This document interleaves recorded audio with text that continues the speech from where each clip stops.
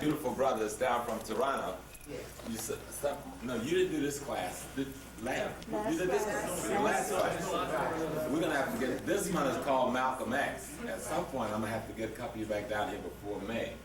But these young brothers from the Muslim mosque and Muslim community, they just established a Muslim mosque in corporate up in Toronto, Canada. I was up with them last week, so I just want y'all to meet some very strong Muslims on the real side Muslims. So we welcome you, brothers, and I'll be seeing you at 4 o'clock.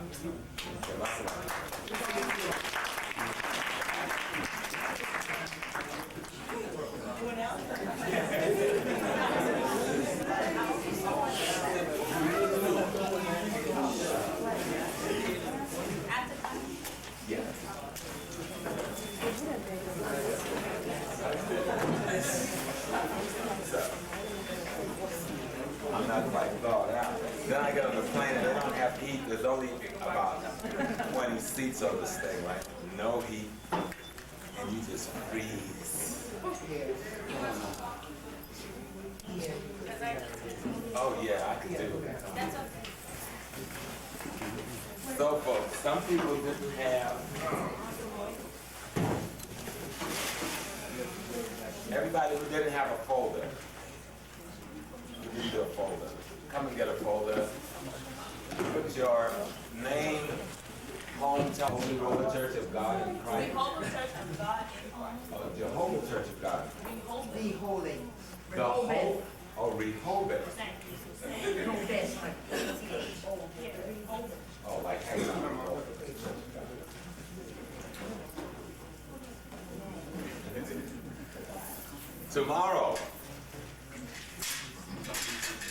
Tomorrow, I'm giving y'all an assignment.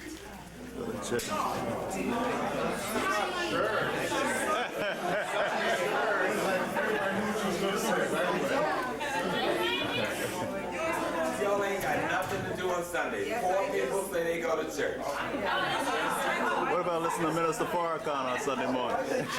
That's just too bad. I won't listen to y'all. That's sorry people.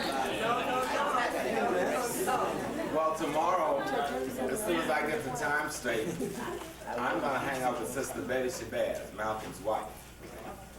And she's asked some of the students from Sirius to come. She's got a program at Abyssinia Baptist Church with her husband, which she does every year. I'm not sure of the time. I have to have somebody call. Anybody know the time of that program? No, I heard about it, but I don't know the exact. Well, just anybody who can go and sign up to go, you will be boosting heavily towards your age.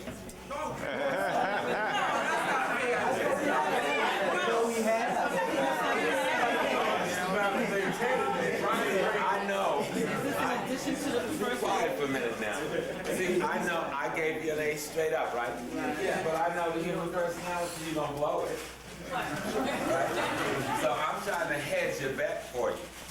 So that when you make those grievous errors like miss a class or don't do your essay or write one of those swiffy quickies that look like you didn't put no effort in it or blow the midterm exam or blow the final, I can reach back and say, well, let me see whose name on the list that went to see Sister Shabazz. And I said, okay, even though they blow the midterm, I'm going to kick them in an A for the midterm. You see how that works? And that's easy, right? That's not fair. You're conning. I know you're No, I'm not conning you. I'm making a deal. Life is about compromises and deals, right? People who attend, who have responsibilities to their own church and who would love to go just for that A, but who can't. God will love you with everything. I bet you while Jesus is then drinking at the Rock Baptist Church, he's also hanging out at Abyssinia. The Lord is everywhere. That's true. But if you're in the choir or you got business in the church, of course I understand that. So I'm going to ask your mama if you would. I bet you a chicken or something. No. But no, no one will be penalized for not going, but those who go, I'll give some special understanding to that. And then I understand that this is a last minute notice, but Sister Shabazz called me on Wednesday, I think, and I've been out of town since Wednesday. I've been flying all over. My head is like, I've been on 9 planes in 4 days. That's ridiculous. I got into Kennedy this morning, and it was like, it's cold here, right? But it's so cold in Ithaca that air, when you breathe out, you can take it and hold it. It freezes on you. It's cold. So, but it's very important, one, because Sister Shabazz needs support, all right? There's a lot of people that do a lot of things, and there's a lot of disrespect that's shown for Sister Shabazz. And so I've made my pledge that I'm going to take a stance beside her and with her, all right? Everybody wants to make Malcolm their guru. The Marxist-Leninist says, this is our thing, all right? And then you got the super African, Pan-Africanist revolutionary that says, this is our thing. And then you got everybody doing the thing.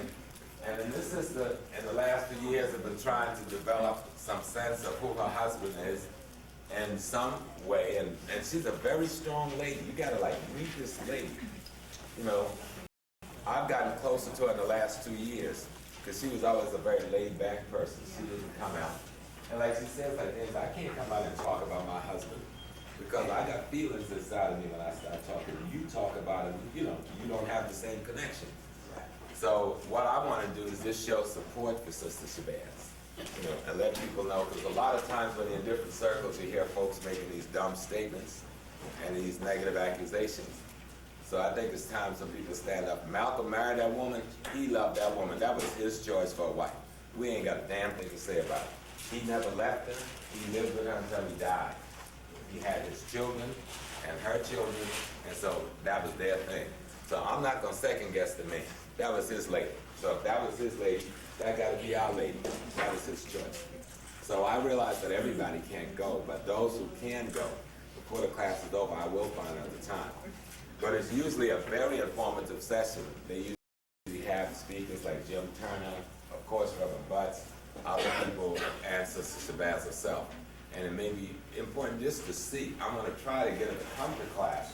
Like I said, she doesn't like to come and do speaking.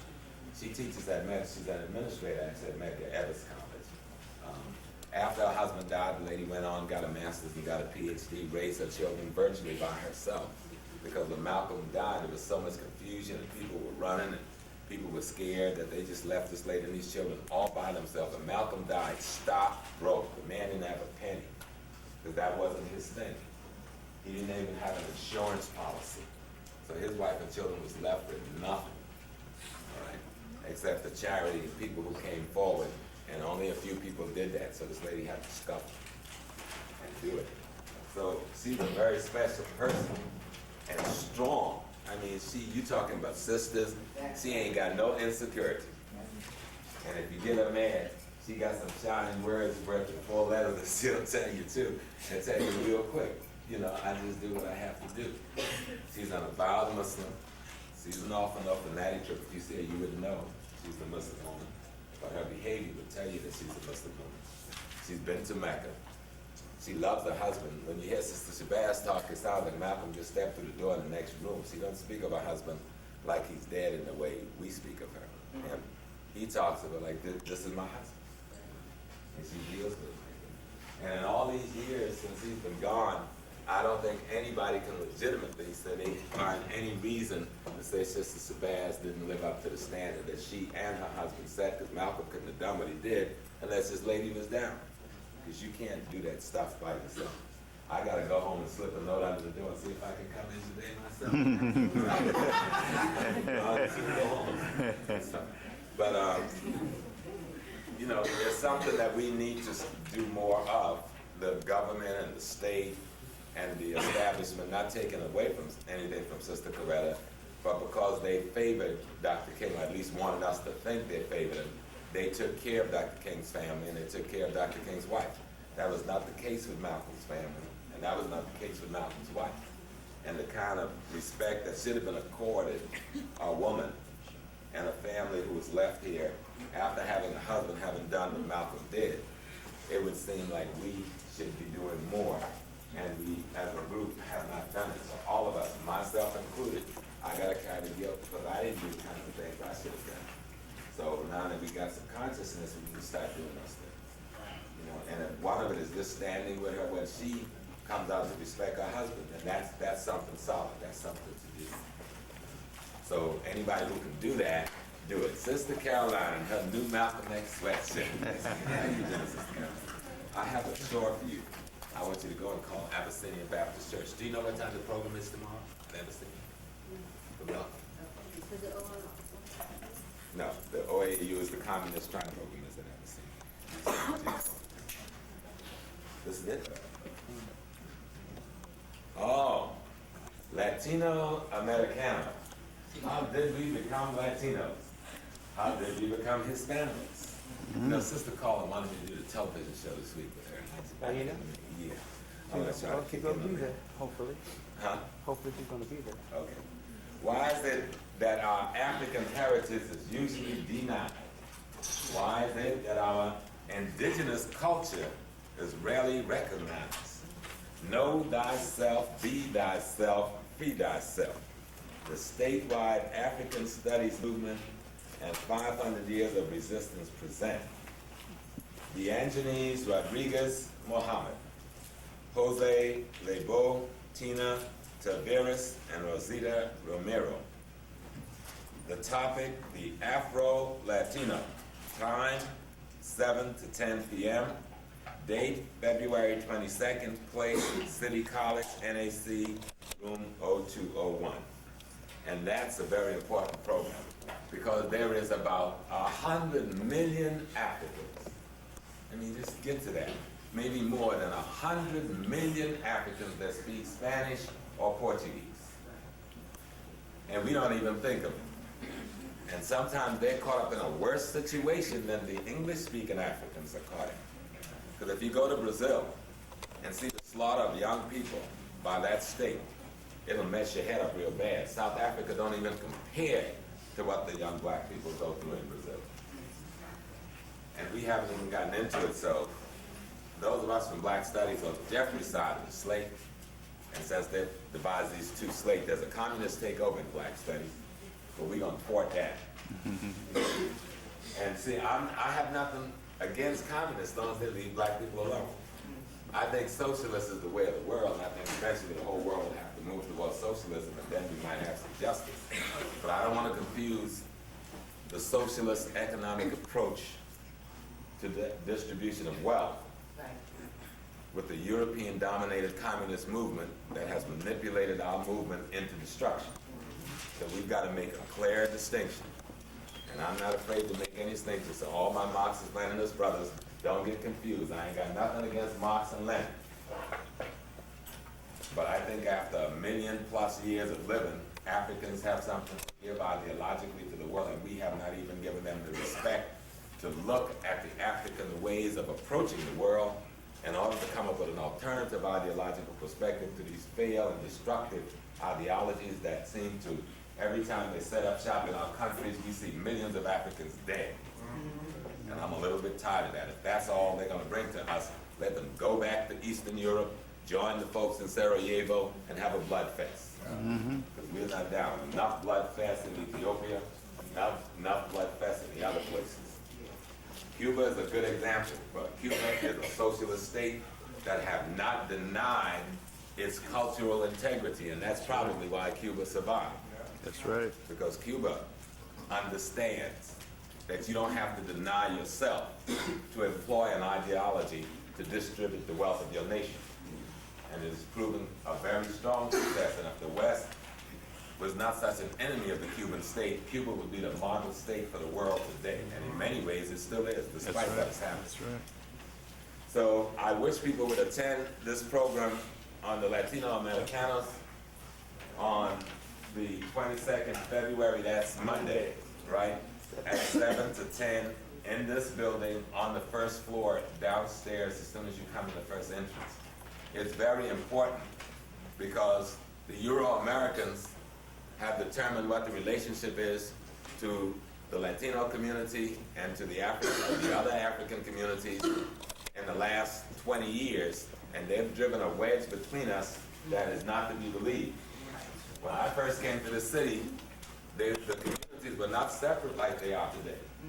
All right? When my father and mother came to the city, these communities were not separate. Africans from all over the diaspora lived together in the same community. Then somebody got real slick. They said, I want Puerto Ricans over here.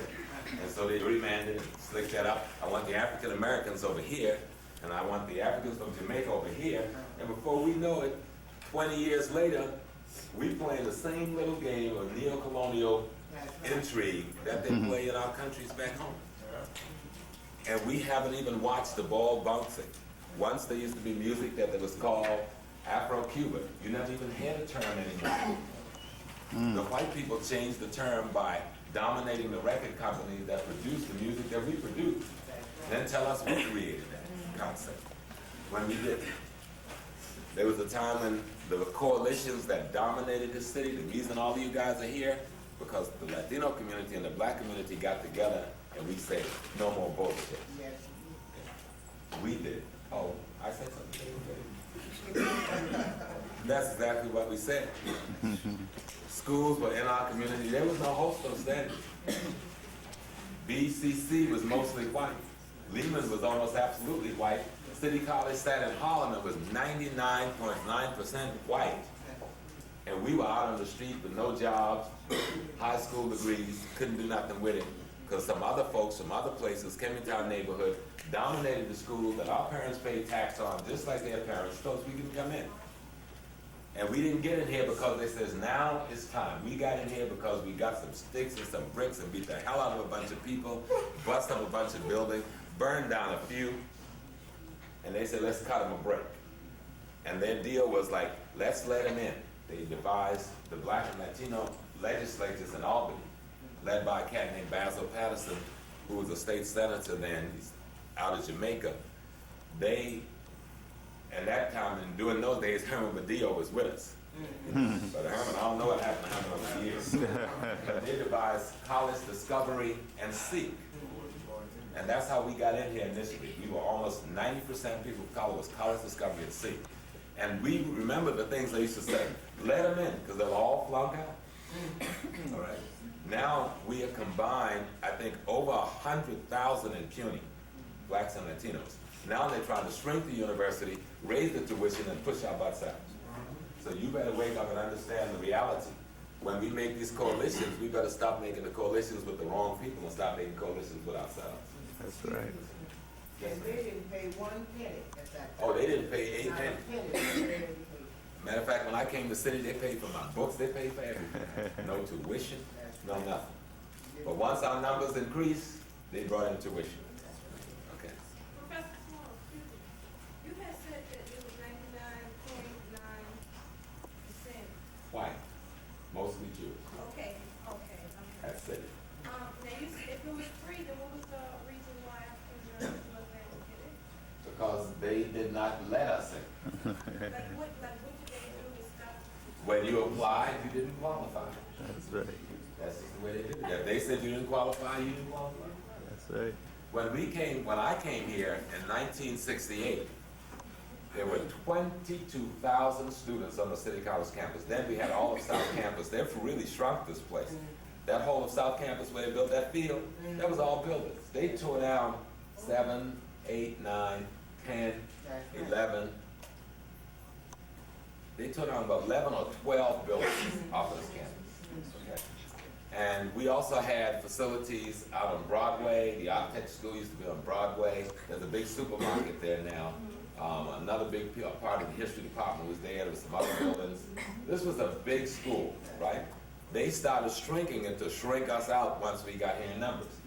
22,000 students. Blacks and Latinos was 250 in 1968.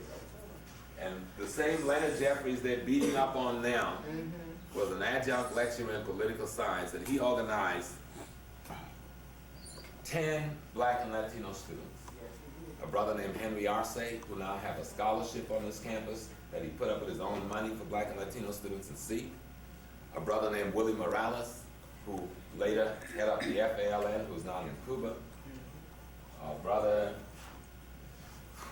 it was a sister, Grace, who has since passed. Brother Bob Feaster, you know him as the musician Sekou Sandiata. Our brother Louis Rivera, who's a poet today. Luis Rios Rivera. Shoot, I don't remember everybody, but those 10 brothers, Leroy Hodge was now an attorney. Charlie Powell was now an attorney. There was another young Latino sister who married Juan. There was another brother named Juan Santana, a brother named Peter Gomez, and those 10 people pulled the 250 together. I think we got all except about 15.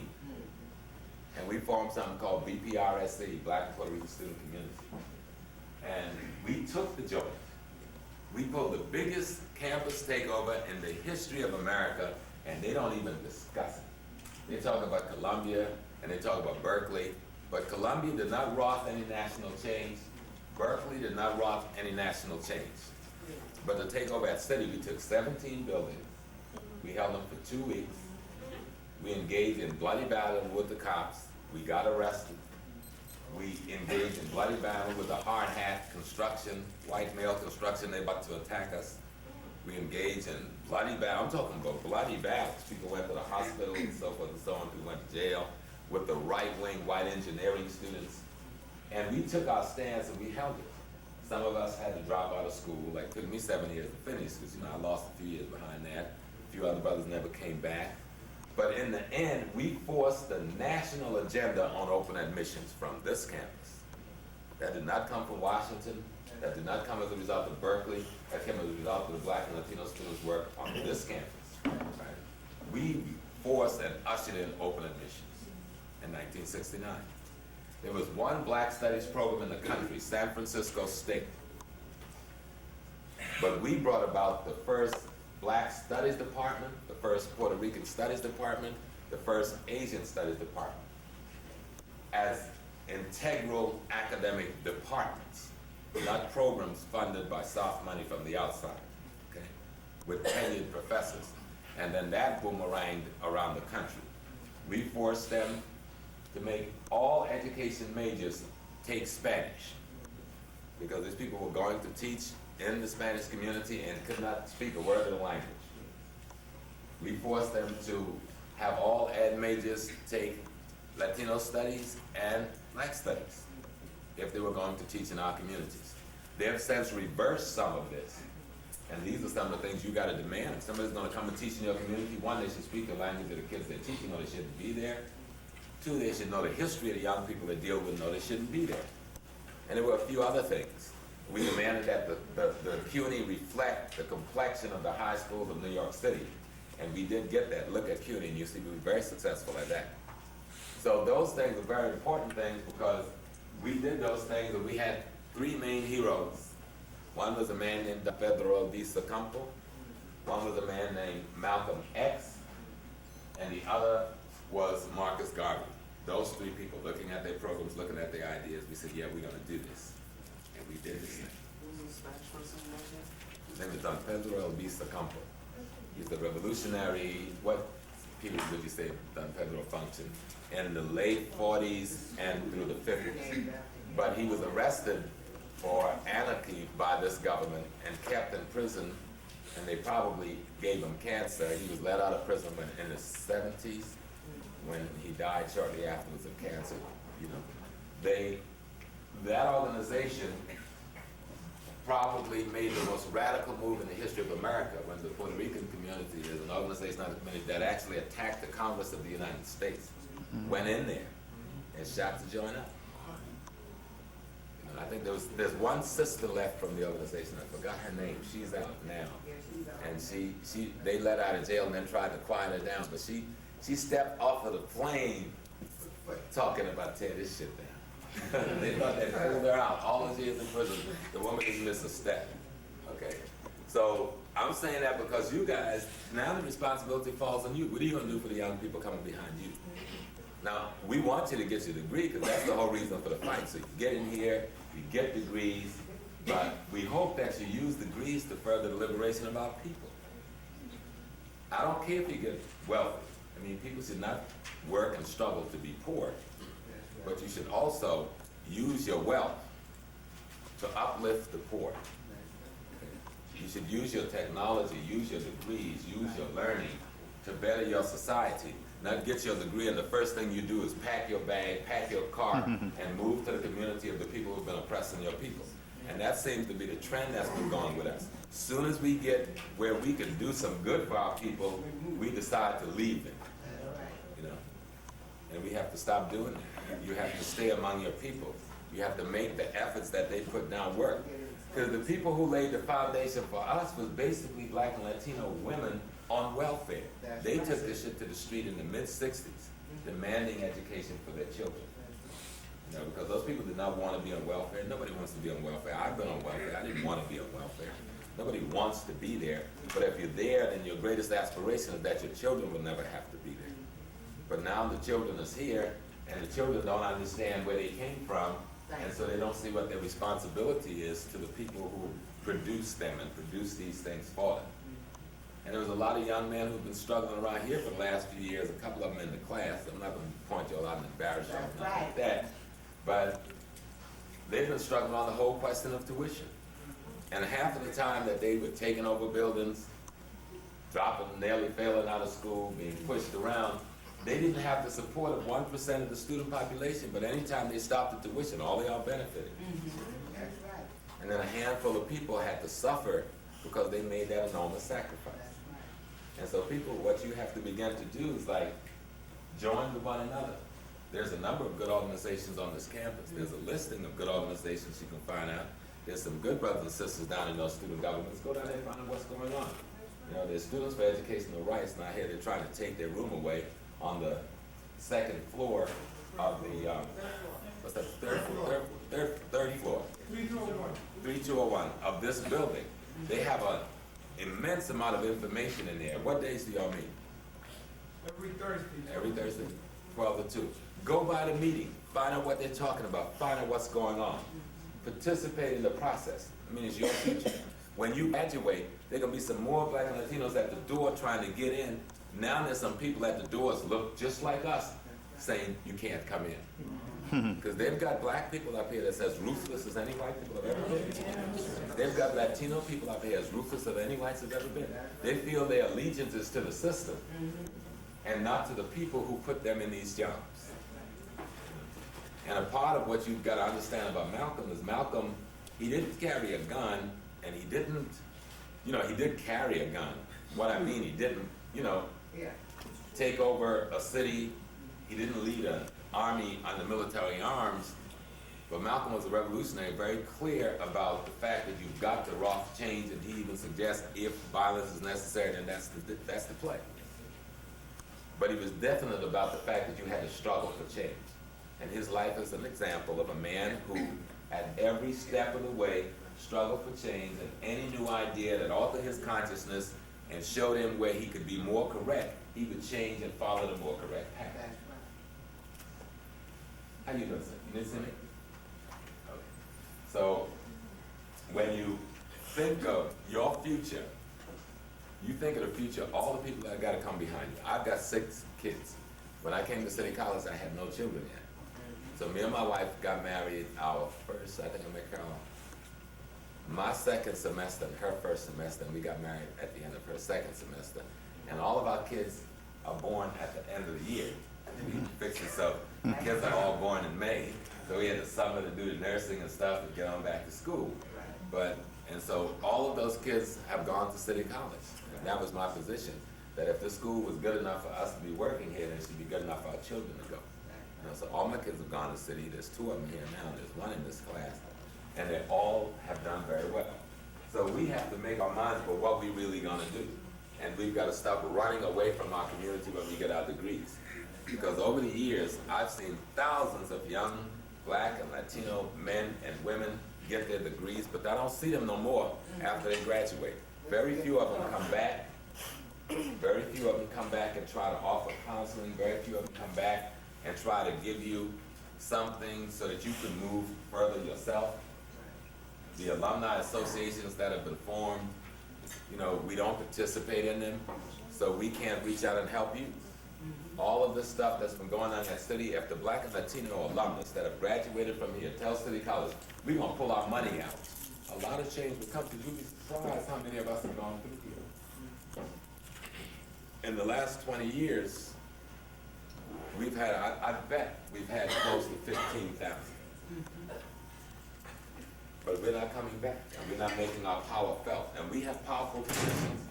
I was at the House, the Organization for People of African Ancestry,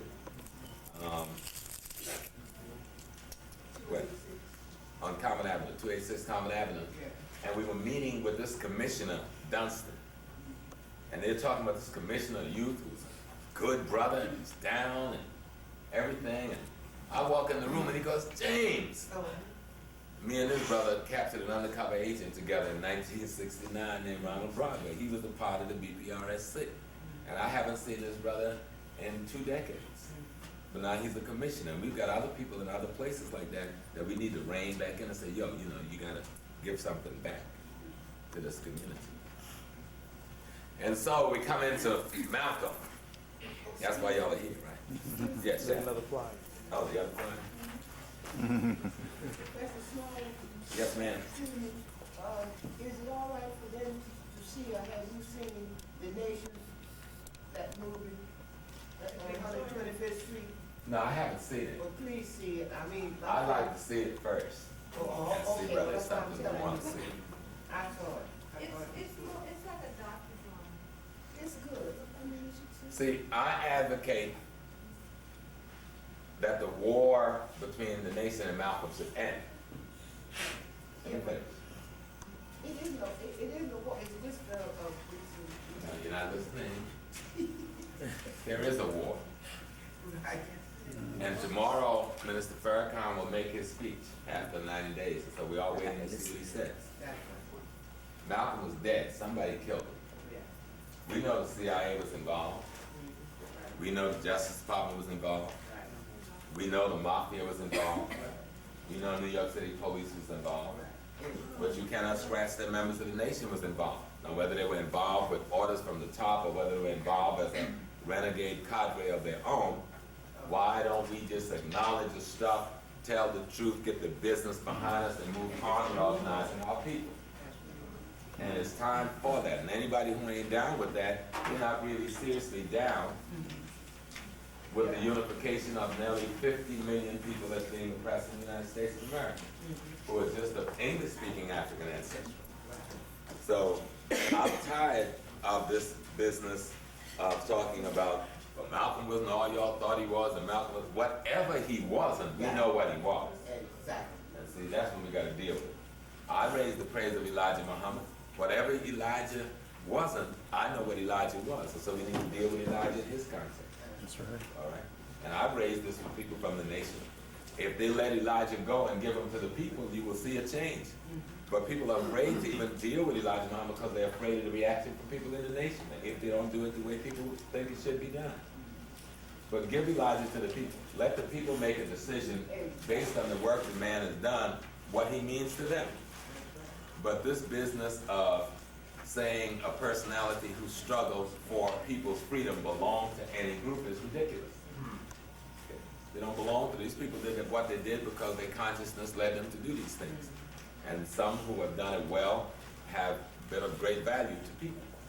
Malcolm probably didn't set out to save white people, but I'm sure if white folks got down with what he was teaching, it would alter their consciousness and their behavior. You know? And the working class whites probably need Malcolm more than we do. Because it's the working class whites in this country that's got this country really in trouble. Because they're caught up in the white supremacist notion of being racist, thinking they're better than people of color. When they're suffering, generally the same things we're suffering. That's right. But this false aspiration of I can be the Whitney and I can be the Vanderbilt because I'm white, so I don't have to join with other oppressed people, have kept them as a buffer between us and the people we got to get to. So that whole question, Malcolm had begun to address it near the end of his life. Dr. King began to address it near the end of his life. But that's a major question that's got to be addressed. And the population, the leadership, and the white working class community got to stop coming up to City College trying to organize us. They got to get their butts in the white working class community and try to organize them. I'm a little sick of the white left coming into my community to organize me. That's right. While nobody is working to organize the white working class, where the bulk of the problem in the movement of people's efforts for freedom in the United States lies. because that community is not organized to struggle progressively. That's right. Matter of fact, when we end up struggling, before you can get to anybody in the leadership, you gotta go through this group. The closest I was able to get assistance by going to see when church was closed. Well, I said, we'll try again, they'll open today, so let me try a little bit. Well, let's look at Malcolm a little bit. You watched the movie, the Guild documentary. And those of you who missed that, I'm gonna bring that back next week. And what we'll do is just spend the session going through those two pieces. And then we'll go on so that everybody get an opportunity to see it. But Malcolm X should be looked upon, I mean, I can look upon Malcolm affectionately, and any of you can do that too. And I call him my Lord, and from my theocratic perspective, I would even worship Malcolm if I needed something to worship, because to me, he's worthy of that. But we've got to look at Malcolm in a more complete way than that. We've got to look at what is it that, having lived and articulated those positions he articulated, is of value to us that we could use now. And what good did it do when he lived? Sister Ann, is that you? Good morning, sister. How you doing? We went further. We went to see any of these when we started going to see. I can't read it, but it's They have Morgan Freeman that's playing Malcolm X. Woody King Jr.'s Death of a Prophet. anything Willie King does is worth watching. I got that much respect for Willie. If Willie King has anything to do with that, it is worth watching. So you could read it out to people. Willie King is a producer, director who lives in this community on Common Avenue, who's done some of the finest plays on our people's history and our movement that you want to get into. Probably just have a lot of integrity. So if Willie King got anything to do with it, it's worth dealing with. Okay, another question. They had an article in the Village West stating that Alex Haley had left out 3 chapters dealing with the socio-economic program that Malcolm X wanted to implement, and that he excluded, like actually broke a deal he made with Malcolm, saying that your introduction would be in the book, and that he excluded that upon Malcolm's death. And that's a thing that you guys got into. And then upon the successful thing he had with groups, that he had said, okay, I'm gonna give up my share of the rights to the autobiography, and he never in turn did it.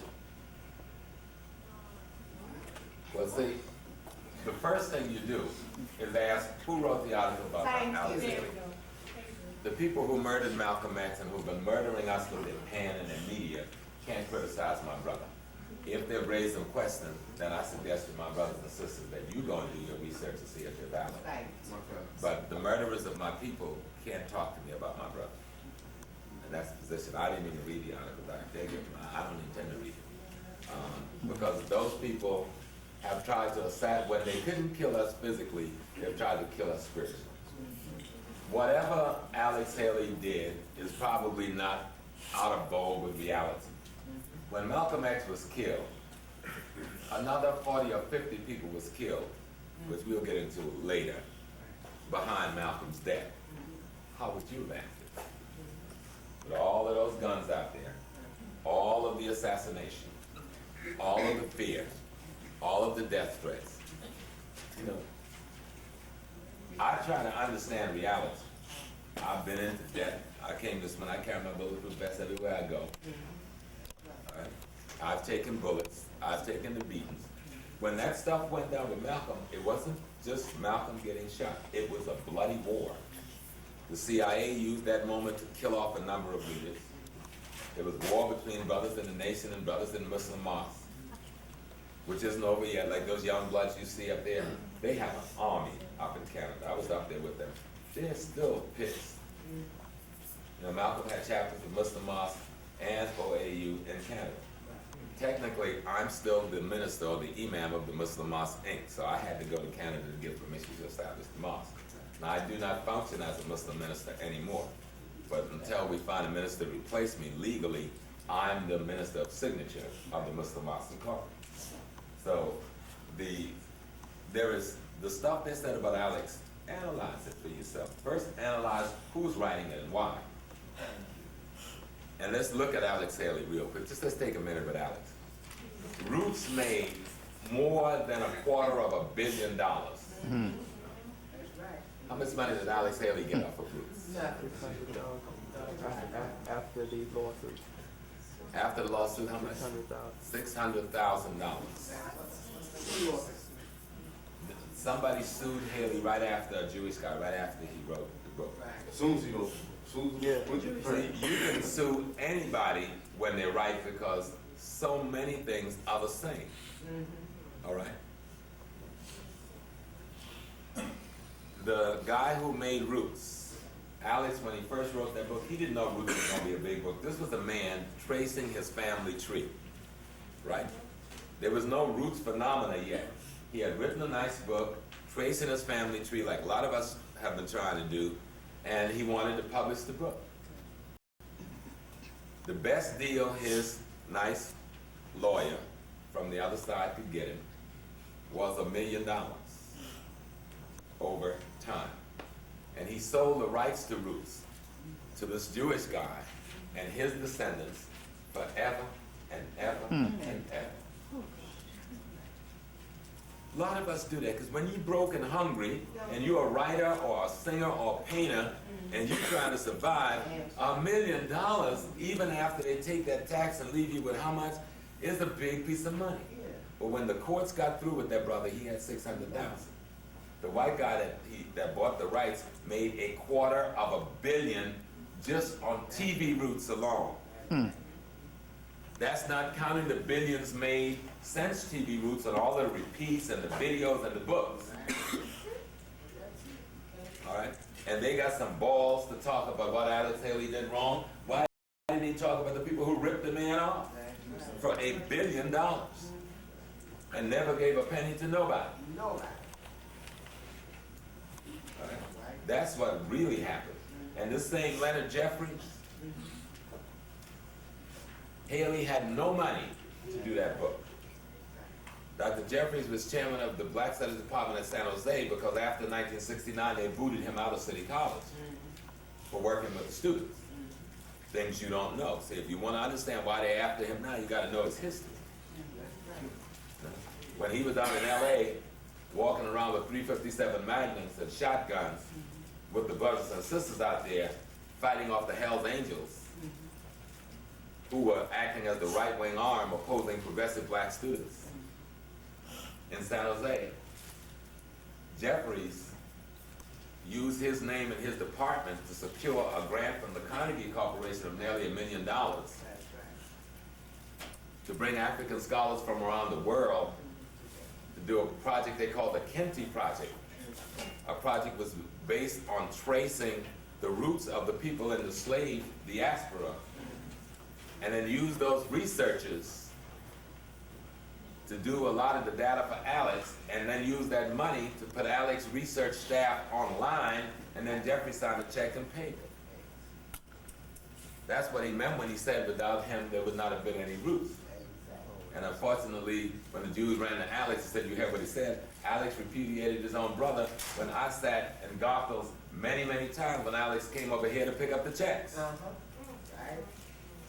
That's how I got to know Haley. Him and Dr. J was like brothers. He slept in Lenny's house every time he came here.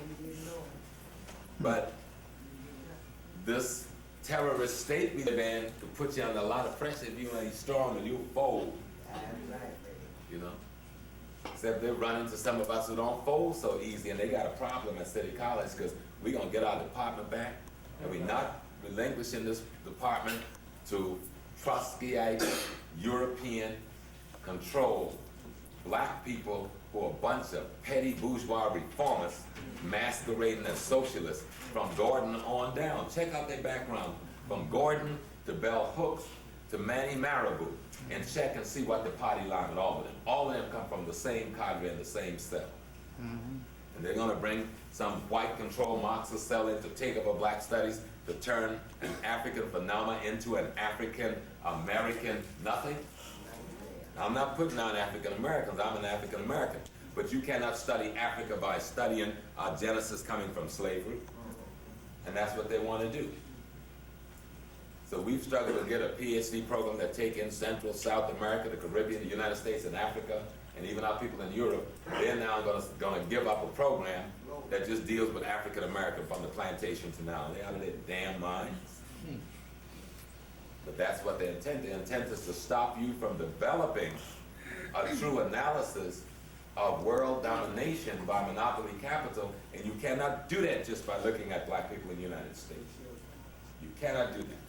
You've got to see the whole global thing. You got to see the implications of it, because now they've got us participating in this process as a partner with them to control the rest of the world. And they give us big fat houses in suburbia and make some of us mayor like stupid Dinkins, and make us chief of police like this little one who copped out when his wife got sick, God bless his wife, but he was a punk when he came into New York, and he was a punk when he left, because he stood down in Atlanta and let those kids got murdered, and then what happened to put that boy in jail who had nothing to do with it. He went out to Houston, he let all of the killing of those black and Latinos go down in Houston, he did nothing, even the white mayor had to step in. Sure did. Then they brought him here, and the cops got caught dealing dope out of damn near every precinct, and he kept his mouth closed. And then we gonna give some respect to Lee Brown? These people, You know, we had the FBI. they have decided, they have trained a whole cadre of blacks and Latinos who they've now elevated to the leadership all through our community, nationally. And we happy, yeah, they look like us, we got a black in there, we got a Hispanic in there. And then they get in there and start doing stuff that we go like, yo, what's that? You know, what is this about? Because these people have allegiances to other interests. And they have been trained and programmed and designed by other interests to fight against our freedom. We are not free people. Y'all need to understand that y'all are not free. That's right. Okay? There isn't a country in here you represent that is free. America's controlling the economy and got a gun to our head. Saying if you fight, I'll blow your head off. And we need to understand that. Because I want the gun away from my head, I want it at their head, and I want to be squeezing the trigger. That's the only way you're going to be free. Because when we, in my class, I'm not going to come here and punk out and just give y'all some intellectual dope. You can read Malcolm's autobiography or one of the other 20 books if you just want to get that stuff. There was more to Malcolm than the stuff people talk about. The man was struggling, trying to find a way to free oppressed people. That's all his life is about. His life is about a man who was totally dedicated to the liberation of the oppressed people of the world, and he was struggling, moving around this world, making alliances with different people, trying to find a mechanism with which he could participate in effectuating that freedom with other freedom fighters, both in and outside this country.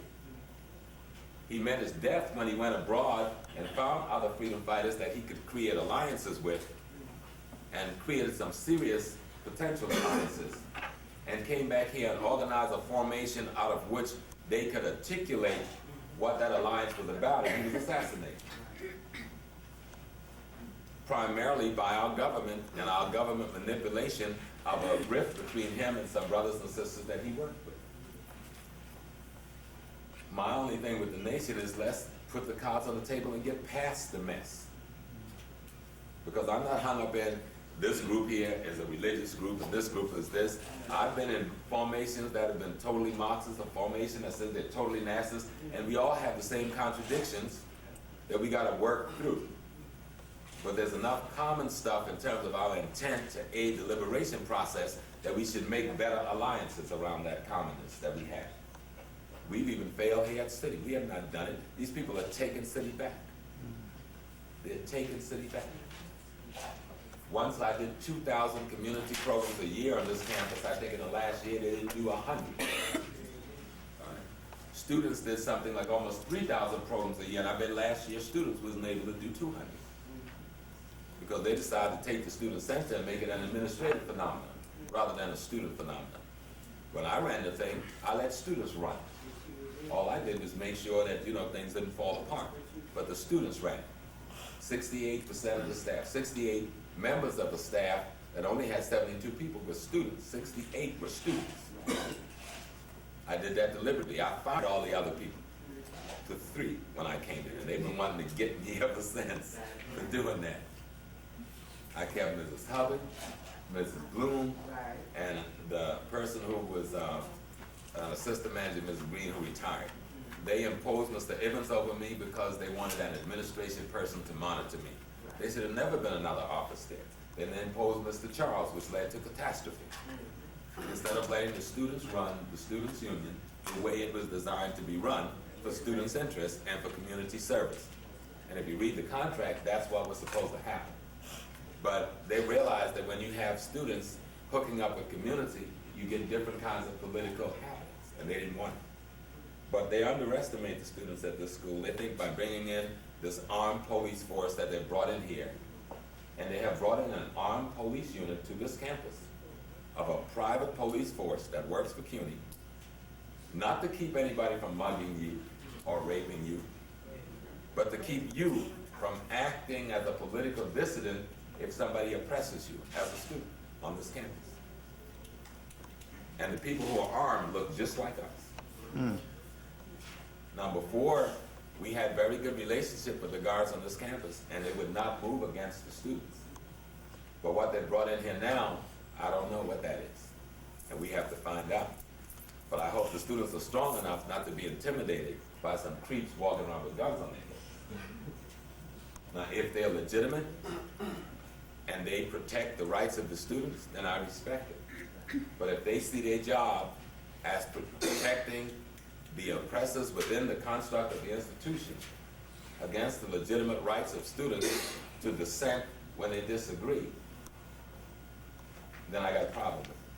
Yeah, just on the comment about the security guard, when they found out that a lot of the security guards were getting too friendly with the students in CUNY, now they have a new policy. The reason why that can't happen anymore is, I think, like every 3 months, they switch up all the security guards. They rotate the security guards to different schools. So you can't have a relationship, a student-security guard relationship. Their ties are with the administration. I have more faith in the working class Black and Latinos because they've proven over the years that they will stand with their people. Yeah. In 1969, when we took over the school, they told the guards to turn on us.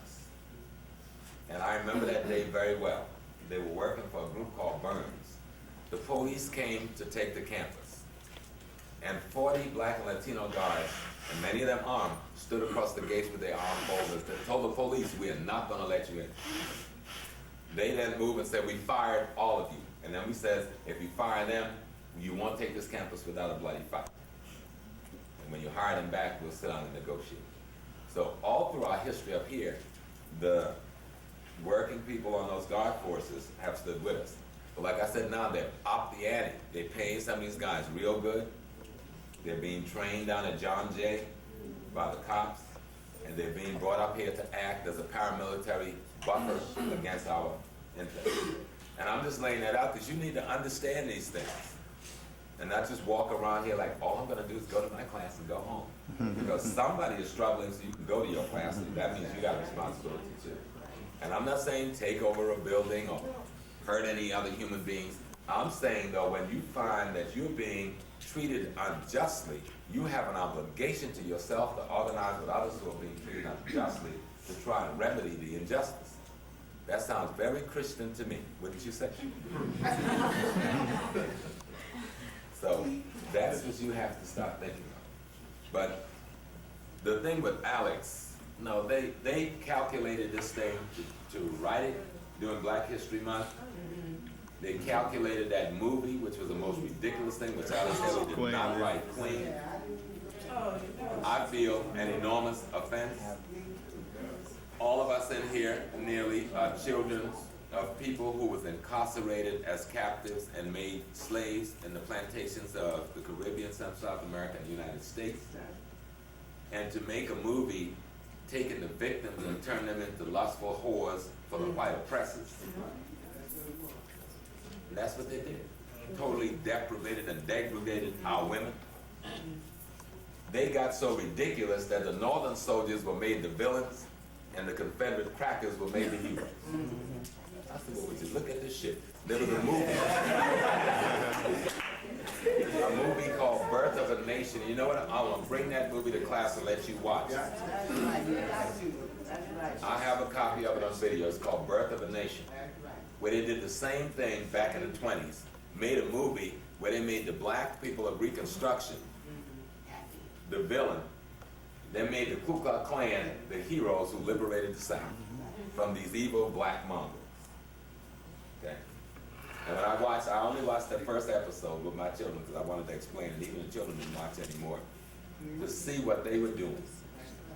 And they calculated to do that and bring that article out, attacking Haley at the same time. They know what they're doing. They want to kill your spirit.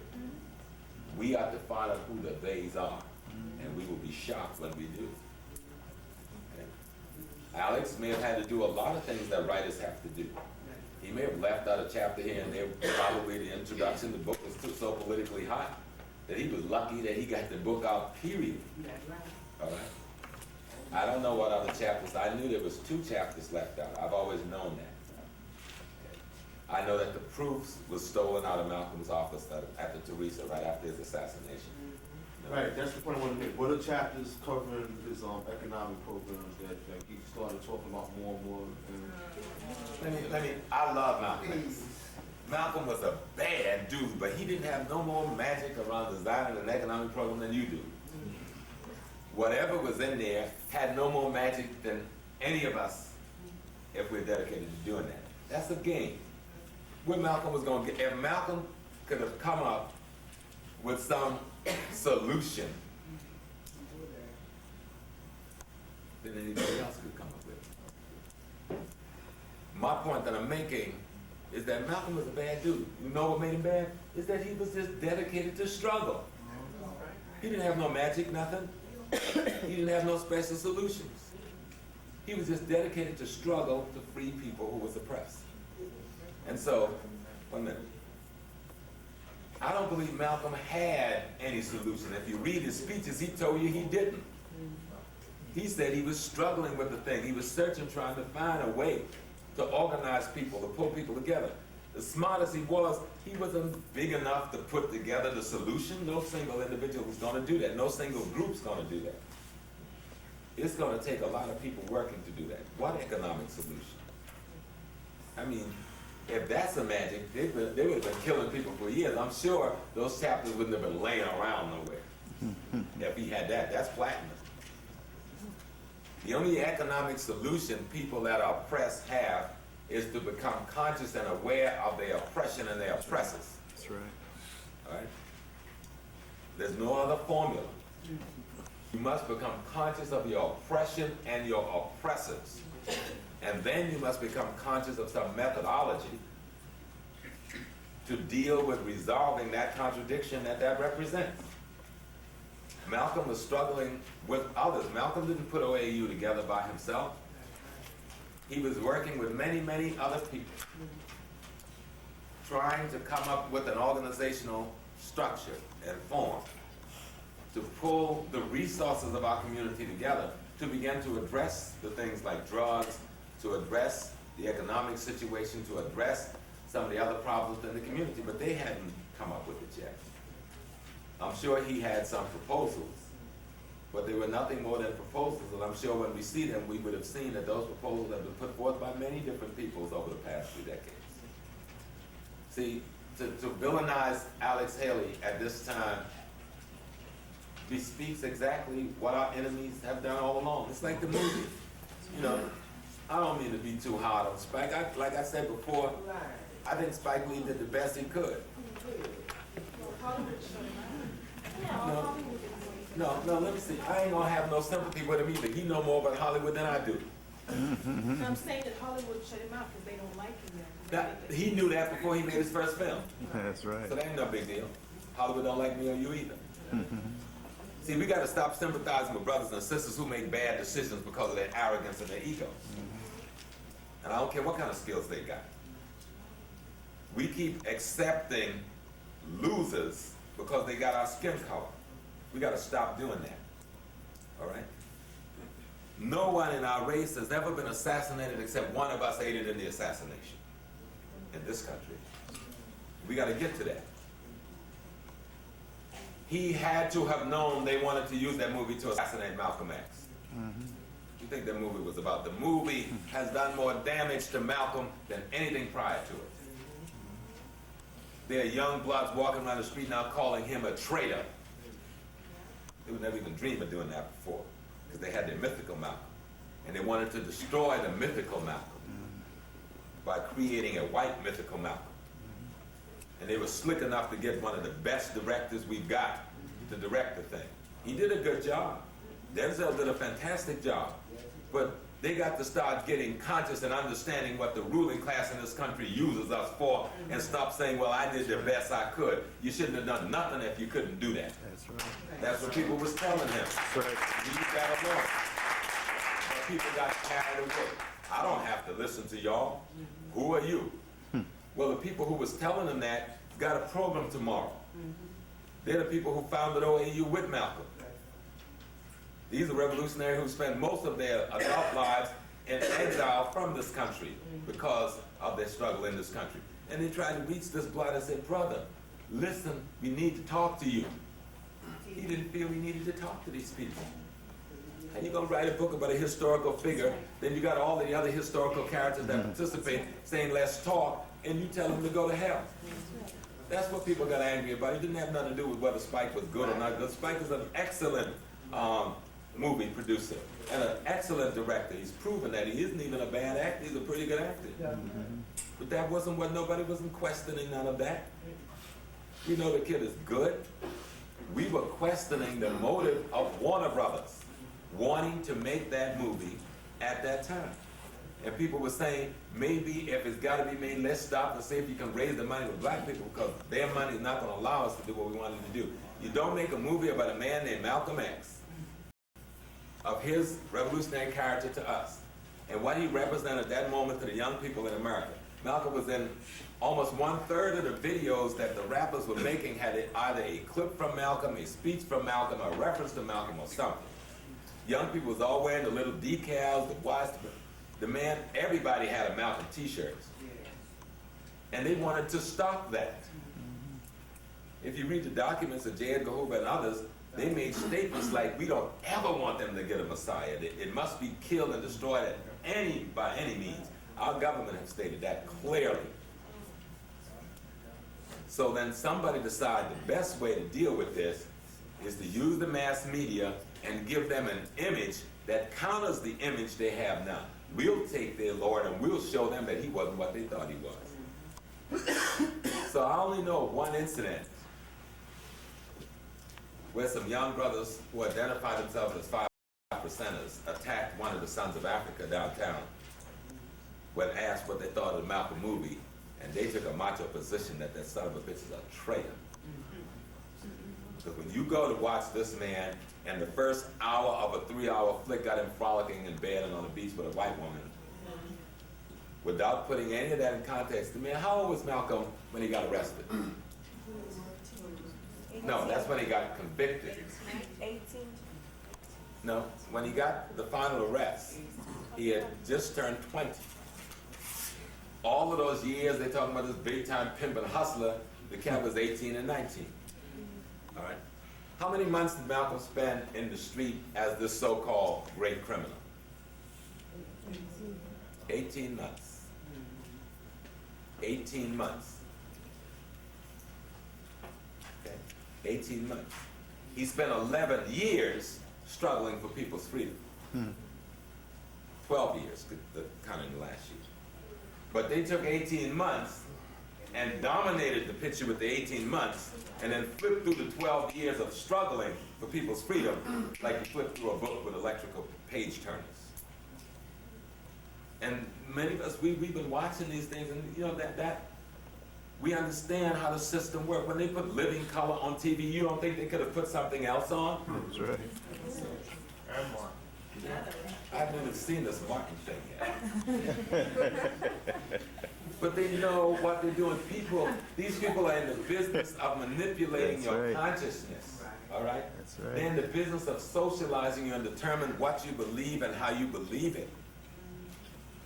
So when this thing with Malcolm was burgeoning up among the young, the blacks, the Latinos, and the whites, using him as a symbol of resistance against this country, because he's a homegrown revolutionary, they needed to kill the image. You just watch over the next year and see if they haven't been fairly successful. They have been relatively successful. I tend to disagree with what you just said. I think Based on what? I think when you're talking about like Martin and the living color, those are concepts that were presented to the industry. I think it comes from the individuals to be responsible. Sister, the industry had thousands of other concepts that they turned down that was fundamentally higher character, I ethically, and moral. I agree with you with that. What I'm saying, that producers like Damian Wayans or whatever, the whole family, they could present more positive images than what they're Sisters, doing. my point is, they presented it, the industry accepted it. I know, like in the record industry, we get to hear on average a year 30 new records. Notwithstanding about 30,000 is presented. Somebody makes a decision on the 30. You then have to ask why that all of the music that is presented by African Americans and I'm just taking the African American community and all of their diversity, the only music you hear is "Give me some, you leaving me, I'm sorry you're gone, I wish you were back, and baby come back, and I'm not your man." Why is that the only thing? And who's making that decision when I have many people in the industry, including family, who is singing using many other themes, many socio and political themes, and the industry have said those records will not fly. Because we control distribution in this country, and who controls the distribution determines what's going to get played on the radio and what's going to end up on the street. And that's why the initial rap movement took everybody by surprise, because those kids did their own distribution using cassettes. And then they've begun now to co-opt that, because they realized that social redeeming music was getting into the American mainstream, and they don't want it there. So now if you say, "I'll kill your mama, sister's a bitch," that's good music. You can hear it. Okay, Professor Smalls, let's look at Ice-T. Ice-T came out with Cop Killer, and they all jumped all over Ice-T. He came out with the message in the music. Arrested Development has a message in the music. That's what I'm talking about, positivity. Sister, you're talking about two. Listen, I'm down with Ice-T. I'm down with Arrested Development. That's what I'm saying. And no, that's not what you're saying. I'm saying No, that. you are not going to defend something wrong by using 2 out of 2 million. But I'm saying that we need more of that to come out, because the industry is the one But with that listen, control. I understand that, but what I'm trying to tell you, and you need to deal with what I'm saying, and I'm not going to let you get away. Since you put yourself there, we're going to deal with it. You need to deal with the fact that most of our brothers and sisters in the industry, I'll get to it, are prostituting themselves. Because you got to make choices. You've got to make choices. But we need to put more people educated out there. We've got Just like what we've you're got talking more about, people educated out here, sister, than any other group except the white Anglo-Saxon Protestants. And we need to stop talking about we ain't got the people, because we got it. We've got more colleges in this country training black people, and in almost every one of our major colleges, we got film, we got theater, and we've had them for decades, and we've been producing thousands and thousands and thousands. We've got to stop making decisions. I could have been the man of the Philly Student Center. All I had to do was punk out. Ben Jeffries could have been the chairman of Black Studies. All he had to do was punk out. People got to make decisions, and they got to take positions. And so some people in the industry have taken decisions, and they've had to pay for that, and that's the price of freedom. Some brothers and sisters, like that thing Queen, I can't understand why they played in that. Don't tell me nothing but having no job. I can't understand why black actors didn't say, wait a minute, either you change the script or black actors will not, you can put people in blackface, but we're not going to do this. That's right. All right? But I understand why they did it. But that they did it, I can't condone it. though I understand why they did it. People gotta eat, you know, people gotta have gigs and these sort of things. That's real, I understand that. But then there's a consequence you got to pay from us. Always people are afraid of the consequences from the man. Nobody's afraid of the consequence from us. And we have not wrought consequence on people. And we've got to start doing it. I'm gonna give Lee his due for his skills and stuff, but I'm raising a political question on why did they make the Malcolm movie without stopping to listen to those people who was crying in the wilderness saying there is a problem here. There's a serious problem here. I saw that script being written. I got arrested because we wouldn't let Warner Brothers make that script to begin with back in 1971. So I didn't even offer, all I did was sign the letter. But Ella wrote him a letter. Ella went to jail with me. They broke her hand 7 times at the behest of those creeps. Baldwin got away because they took the plane that afternoon. We stayed to make a speech that night. We didn't know people were going to cause something like that to happen. But how do you make a picture on Malcolm X and don't go sit down and consult with the lady who raised him? Damn it. Not only who raised him, after his death became the president of his organization, financed all of his trips abroad.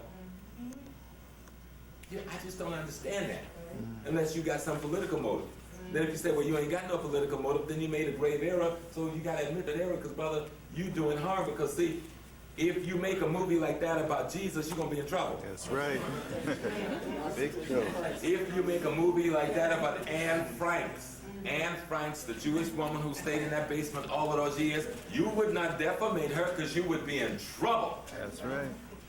You'd be hurt. If you make a movie like that about any of the heroes and characters of other groups and don't try to deal with all of the pieces, you're in trouble. But you can make that about black people and we go into this forgiving mode. No, we can't do it this time. That's right. If there's consequences behind this, then people got to take the responsibility. We let everybody get away with everything. That's the problem. There's no consequences to hurt us. Let me tell you, I was out in San Jose 2 days ago with Professor Murray, a brother that teaches San Jose State. And he was joking with Dr. Jeffries and I as we were riding on the highway. And he says, you know, I want to tell you something real serious. He said, because it blew my mind and I don't know how to quite to deal with it. There's no offense against the Asian community, but we got to deal with the reality. They'd put out an offer to hire a professor of African American history. Person that rose to the top was a young Asian sister who had a PhD. And she was being hired for the job. And as the interview was going on, somebody in the interview, one of the white fellows says, well, Miss, whatever your name is, or Professor, whatever your name is, what would you attribute to the success of the Korean community? She was a Korean American. The Korean community immigrating to this country and doing so well so quickly. And without a hesitation or thought, what do you think she said? The black community. She said, because we move into the black community and set up business and establish our economic foundation. Yeah. You think of what the implications That's of that. right.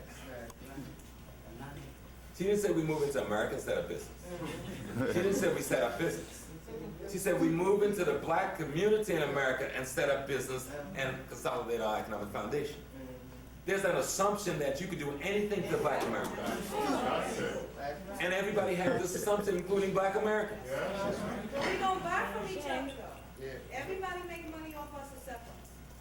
And those that do make money off us leave us. But we can't buy from each But other. it's more complicated than just that. That's right, we can't buy from See, each other. the question is that there is an ideological problem with where black Americans see themselves. That's right. And if you don't put any value on yourself, we got a couple of hours to go. If you don't put any value on yourself, and if you don't qualitate yourself, then people do things to hurt you constantly, even your own people. That's right. And as long as it's something acceptable by the white majority, then it's all right. And that's what people keep doing. And this is no denigration against Spike, but Spike Lee is not a revolutionary. Spike Lee is not a political activist. He has no background in these things.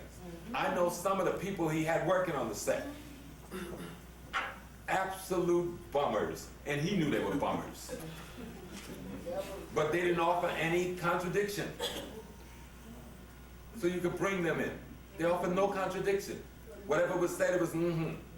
A man who was Malcolm's personal bodyguard, who knows more about Malcolm than probably anybody except Betty, who was never in the Nation of Islam, who I'm going to bring before this class to speak to, who was his bodyguard even when he was in the Nation and remained a close friend and a security after he left the Nation, who was arrested 2 weeks before Malcolm was killed by the federal government and taken to Atlanta without a trial. When somebody, the man didn't even want to go, he said, look, I know how these people work, I'm not going to do it. So when Brother Hassan, God bless his soul, who just died the other day, said, yo, come on, because I'm in with Spike, and Hassan was walking around that Spike bodyguard. But Hassan wasn't that tight with Malcolm. I mean, I know, he's dead now, so I'm not even say what that is. But you know what they want this brother to do? They didn't want to sit and say, talk to us about Malcolm. Tell us the things that you understand. Are we approaching the thing? Look at the script. Tell us if we're approaching it in the right way. And then, you know, at least your opinion whether we take it or not. Just look, we'll give you a little something, parking cars. He looked at them and he called me and said, Brother James, I wanted to kill him, but I just laughed. They're going to give him a little something, parking cars. That ain't why the man went down here. Parking cars. I'm not talking about a youngster who's a valley. I'm talking about a brother with gray hair. Who've been in these streets with, as Malcolm was red, he was out there pimping beside Malcolm. And when Malcolm became an Orthodox Muslim before Malcolm. And when Malcolm came to the city, he decided to be one of Malcolm's outside people to cover his back. Remained that until the feds put him in jail 2 weeks before Malcolm's death. Has been my security all the years that I was over the mosque. And him and the gangsters took care of me. That's why I'm here. I'm not here because this country loved anything I was doing. I was here because the black gangster says, if you touch him, you got some problem. Because they realized that they hadn't reacted properly behind red, as they call him out. So here's a brother who could have given significant something, but he was one of many.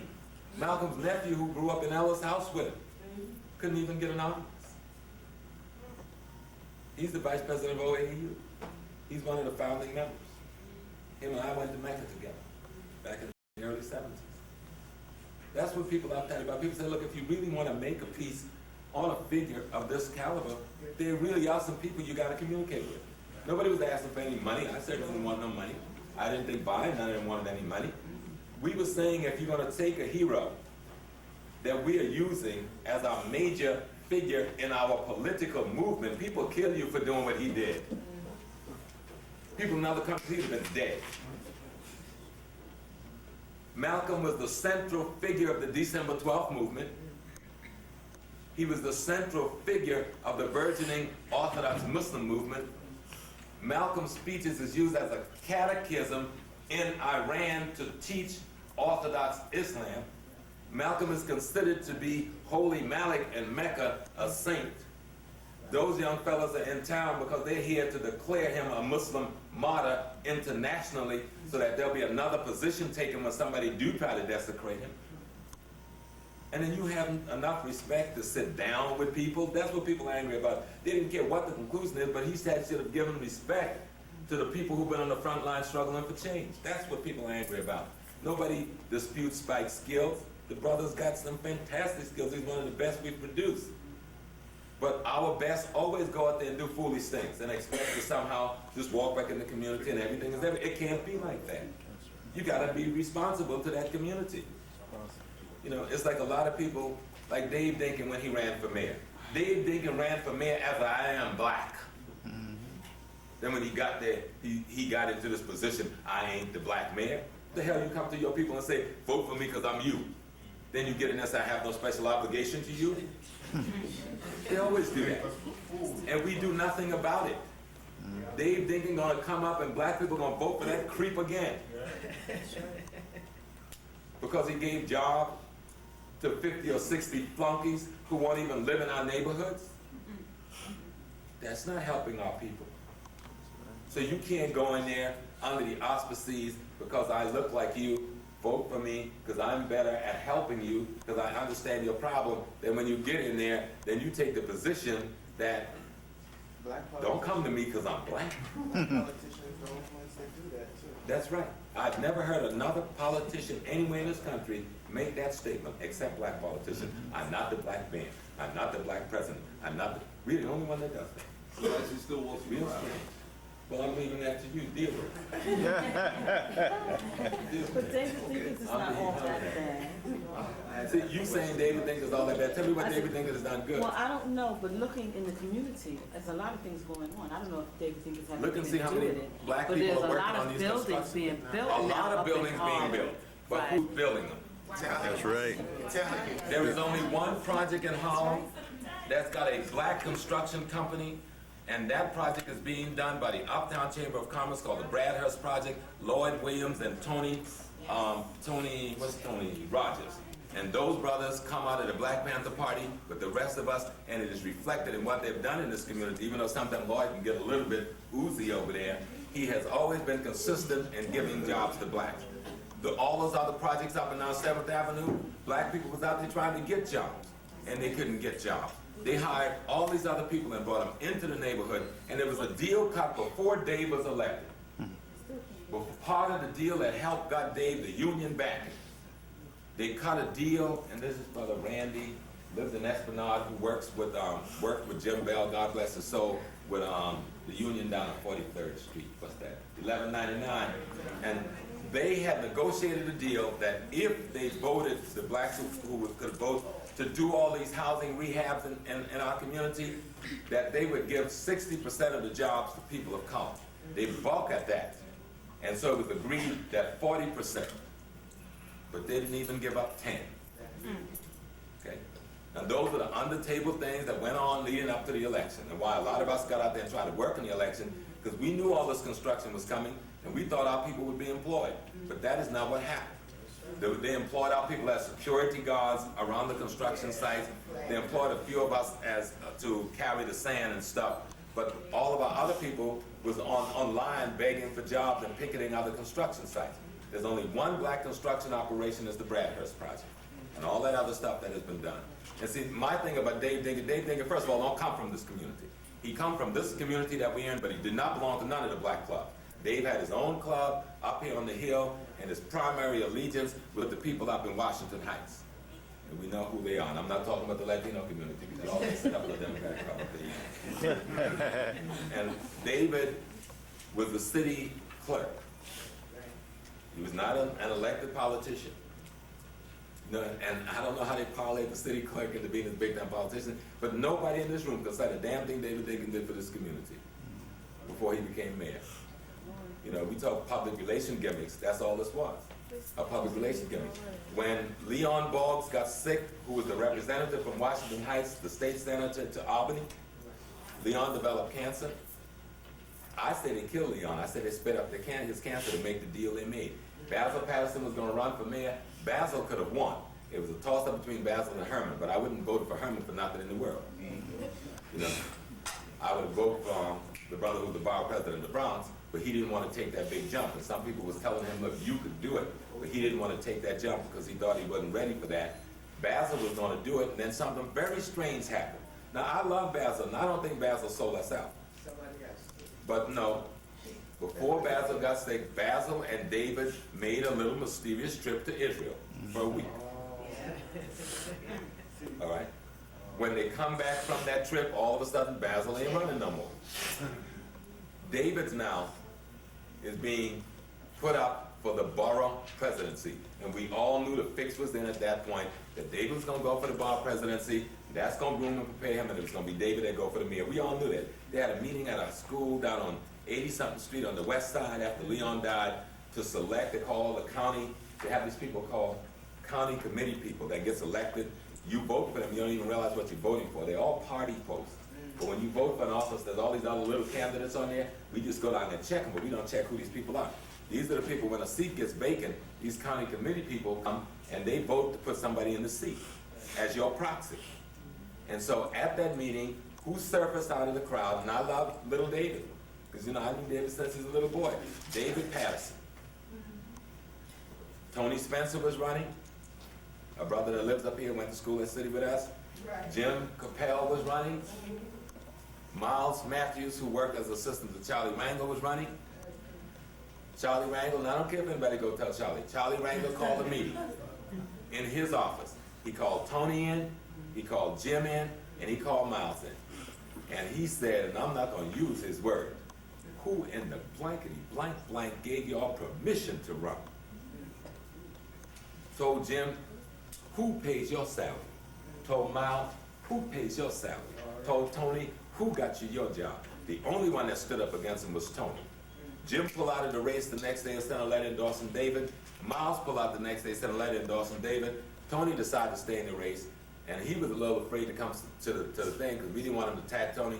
So we told Tony, take your wife, y'all go upstate for the weekend. Me and Earl and the brothers, we're going down there, we putting your name in nomination. And that was the only name that came in opposition. The fix was then to put David Patterson in there as a state senator to placate Basil so that there would be no competition against Dave Dinkin, who was being groomed to be the mayor, being placed in the position of bar president. There was a young white cat running from the east side, Manhattan, who was bad and could have won that election. For some reason, he pulled out of the race. And David won by a narrow margin. Everybody knew that the Catholic, Irish, and Italian votes, and they could have depended significantly on some of the Latino Catholic votes, was going to vote mayor, any Jewish mayor, out of office. And so they couldn't go for that office again. So they had to put somebody in, and they couldn't go with the Latino community. You know why? Because the Latino community is too organized as a community. So they weren't going, even if they went for the okie doke and said, yeah, we do it. When they got in there, the Latino had a political base to fall back on. So they needed somebody black, because they needed to get the black vote. And they needed to try to get some of the Latino votes and garner that with the Jewish votes. And the same people who was controlling the city under Koch is still controlling the city. Look at the appointments of deputy mayors and the appointment of commissioners that was made under the Dinkin administration. And you will see all of Koch's people put right back in all the key positions. People are not crazy.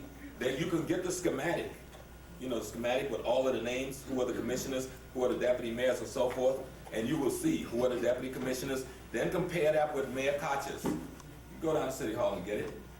Then you say, well, the top changed, and his lieutenants changed, but the infrastructure running the city, the same people got reappointed.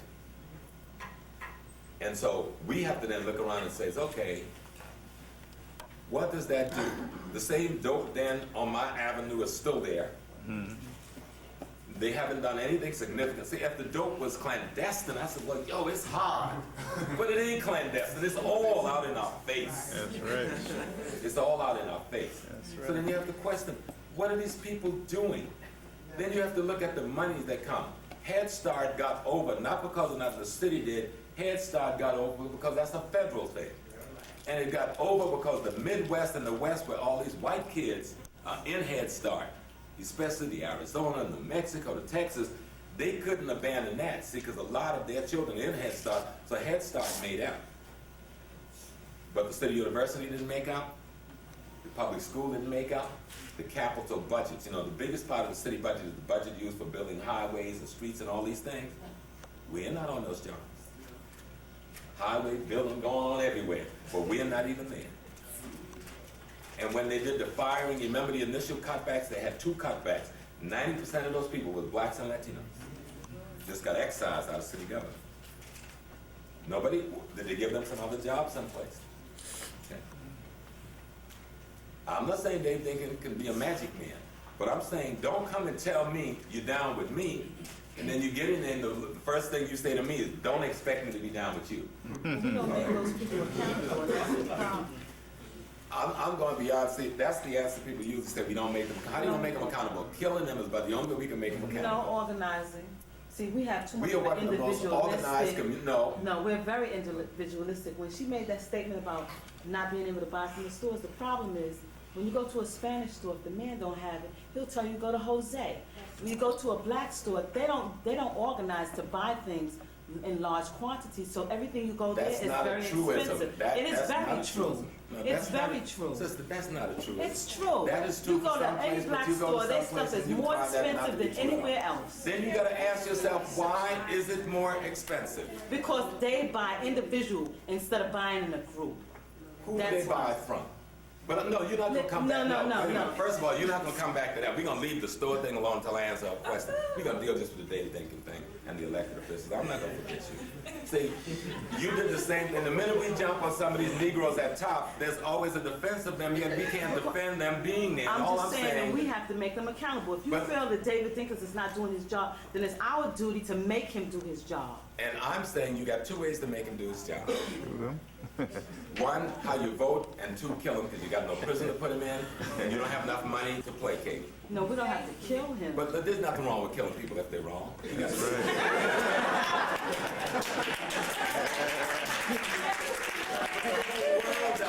except Black Americans. That's We right. kill each other over shoes and sneakers and religion. Last year, last year, Black American young people killed nearly 22,000 of one another. That's right. That tells me we ain't got nothing against killing. We just don't know who to kill. All right. So I don't think we should have killed two of one another. All right. And I'm not down with killing the mayor or anybody. The point I'm trying to make is that we have to stop accepting people just on their color and begin to see who these people work for, what organizations they come out of, who clique they belong to, what interests they've historically been serving. And what happens, most of the people that end up in our community running in front of us for political offices, we never hear of them before that moment. That's the truth. And for the most part, we don't have the way to find out too much about them before vote time. Now, in our community, let me finish, sister, because this is important. See, we many times say that the Black community is not organized. I'm saying that's not true at all. And how let me finish, sister. How I'm going to show you that that's not true. When did we get the right to vote in this country? When was the voter rights bill passed? How many Black mayors have we elected? And tell me another group that have done that. In this city? No, in this country. Oh, I don't know. I think we had about 270. No other ethnic group, white or color, have done that. Let me finish. You can look across the board for state representative, city representatives, and the first thing that tells you is that these people, when given that opportunity, was able to do it. And let me finish. Because people used to say, well, Black folks ain't registered to vote. That was never really true. We have registered progressively in a higher percentage than any group and have voted in that same kind of scale since we got the voting franchise. But that instigation of saying you don't vote was to make you not vote. That's what's part of the site. But when you look at the national measurement and see, we kept registering more people every year than any group, and then more of our people came out to vote every year, percentage-wise, a little bit more this year, than any group. But what was happening is that the people who was in the organizational structure, primarily the Democratic Party in New York, because New York is a one-party state. There is no Republican Party in New York City of any significance. There is no office, I think, held within New York City by the Republicans. This city is totally dominated by the Democratic Club, the Democratic Party. And that party is dominated by their clubs. And what has happened, that machinery is all of our community. And so in those Democratic clubs, and I've been a member of the Democratic Club since I was 18, and I still am. And I voted every year since I was 18, no matter whatever else I was doing politically. But what that club does, it has organized our community for one end, all right? And the leadership of that groupings, from Charlie to David, have been a party to that organizing this group. And they've organized it to the point they have block captains and building captains for the purpose of keeping them in power. And then they use the monies, the grant monies, for these, what we call poverty programs, to employ their soldiers, okay? And that's how the machinery works. Now, what I'm saying is that we need to understand what it is that these people are involved in if we're going to dismantling it, because just voting, once the die gets cast, you don't have the means to get the information out to do the work, and they do. So you have to understand what that machine is and how it works. And they've set up an organization to exploit their own community, and they've been doing it. And there's no TV hype or radio hype or newspaper hype gonna let me see them as anything other than what they are. That's right. And that's what I've been struggling against. They're crooked. They know they're crooked. They've been exploiting their own people. They know they've been exploiting their own people. That's right. You can't blame the sick people for being sick. If you got a doctor standing over there saying, I got remedy, hire me, and I'm gonna take care of your health.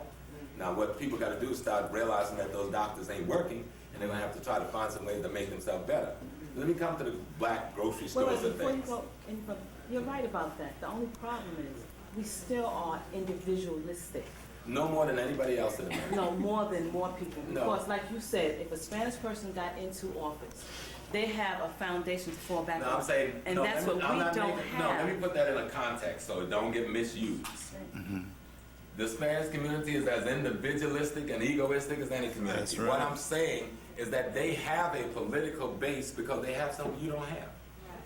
Yeah. They've got a culture, and they've organized their politics and their economics around that culture.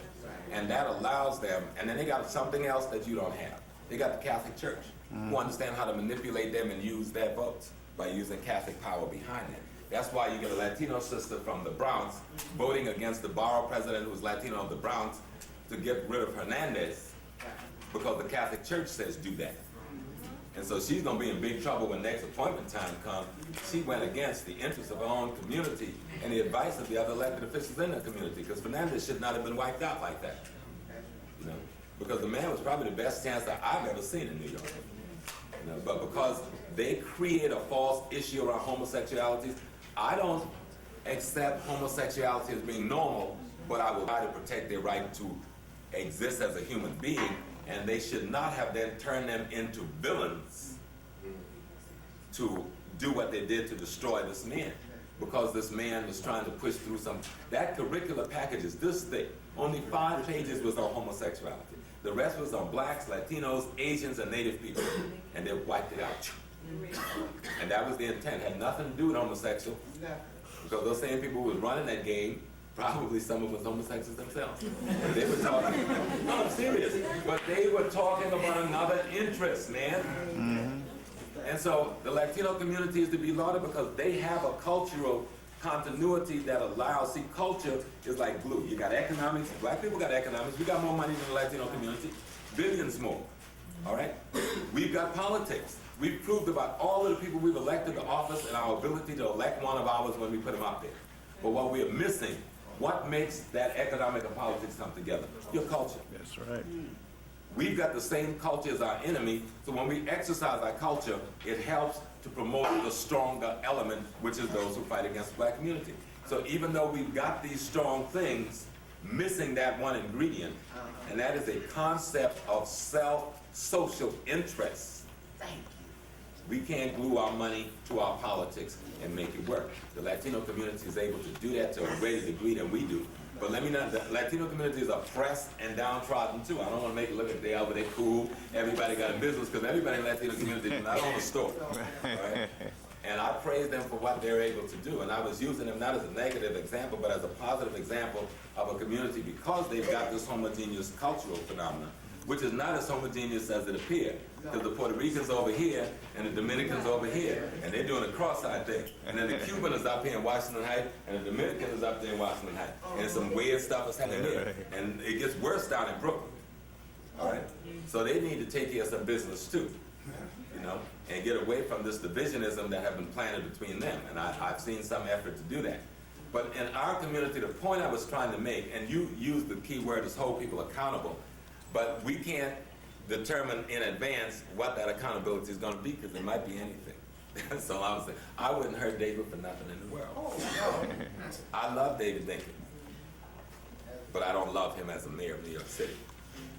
He is a terrible mayor as far as black people are concerned, because he has not put anything in effect to protect us, and yet he refuses to help us protect ourselves. Let me tell you what I mean by that.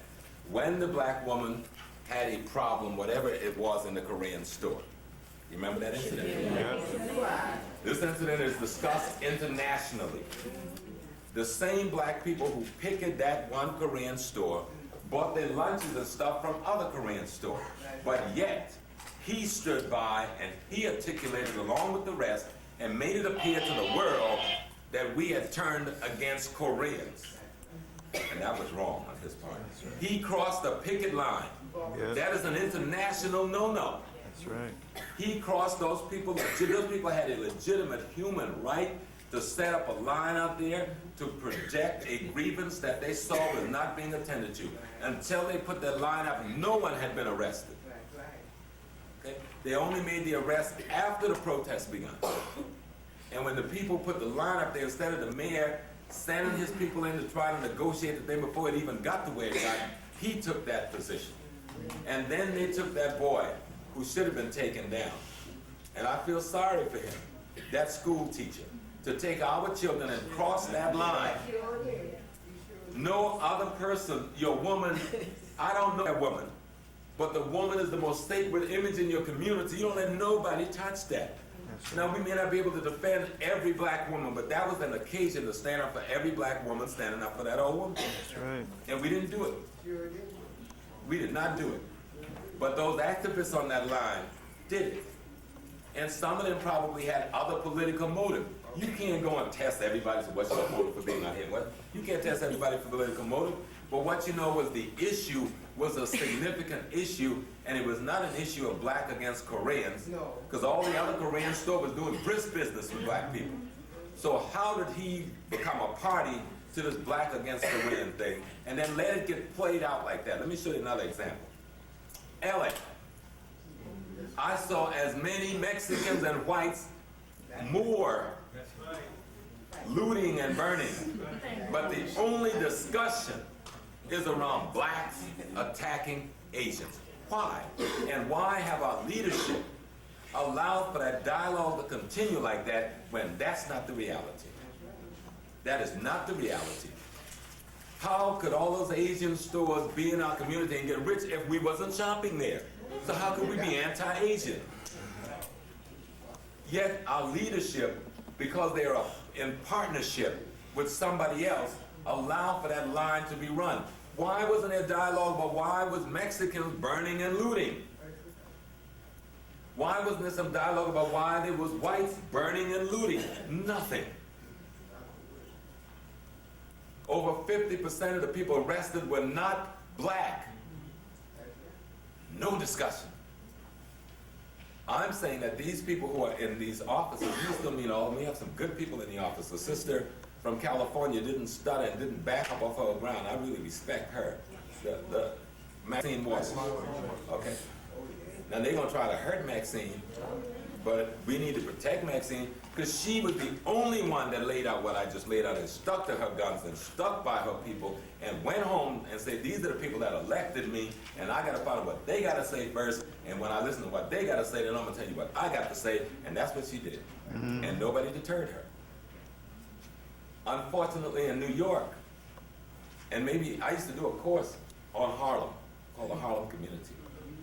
And I used to discuss the political structure of this community and the history of it going back to J. Raymond Jones Club.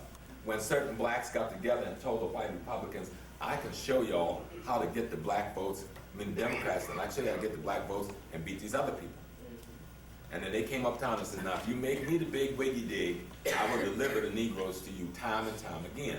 And they formed an organization. That organization had only one competitor, Adam Clayton Powell. And these people who ousted, you know who ousted Adam Clayton Powell? Working with the Jewish Alliance that wanted to get rid of Powell. Charlie Rangel, Basil Patterson, Percy Sutton, David Dinkins. The big four. They worked to undermine Adam Powell and overtly help the opposition destroy Powell and get him out of office. Notwithstanding, the old man was ready to leave. But what they did was unconscionable, and most of our people don't even know. Those of us involved in politics know what they did. Okay, but we can't constantly vindicate people who do the wrong things. Because the forces that wanted Powell out of this community didn't want Powell out because Powell drank too much, because all of them down there were drinking. Didn't want him out because he was a womanizer, because all of them was womanizers. Still womanizer. They wanted him out there because he headed the most powerful committee in the House, the Education and Housing Committee. And they wanted control of the Education and Housing Committee because Adam Powell, the head of this Education Committee, delivered the grant money that many of you are going to school on now. Yes, he did. All of the financial aid programs you're now enjoying, Adam Powell pushed that through from that committee. He was the one that put all the black and Latinos in decent housing in New York, that which we had. But once they took that committee from him, they took our city from us. model cities and urban renewal. And all they did was remove us out of our communities Yes, they did. and took what they wanted, and they're taking more. But they had to first get rid of this powerful man who had the federal monies that was coming to the city to do this. And all I'm saying is that I don't care who gets elected to office, but if you come to my house and say, James, me and you, because we are brothers, and I have some skills, let me go and do this thing. Would you help me, James? Yes. And I say, yeah. Then you get in there and look and say, James who? I got a problem. And that's all I'm saying. And I agree with you, we gotta find ways to hold them accountable. And I think young people need to get more sophisticated, because after nearly 200,000 young people in CUNY voted, and about, I guess, 150,000 of them are eligible voters, we could elect anybody in this damn city we want, but we don't vote. Okay, the youngsters. If we just, the students, took and organized around the question of voting, we could determine who's the governor, we could determine who's the mayor, we could determine who's our city council person. Just pulling together the student lobby, and some of us was trying to do that. But sometimes the students get caught up in, I'm too radical, Yeah. and voting as reformers. You do whatever you gotta do, and in the context that you're in, you use whatever weapons is available. And we haven't done that very well.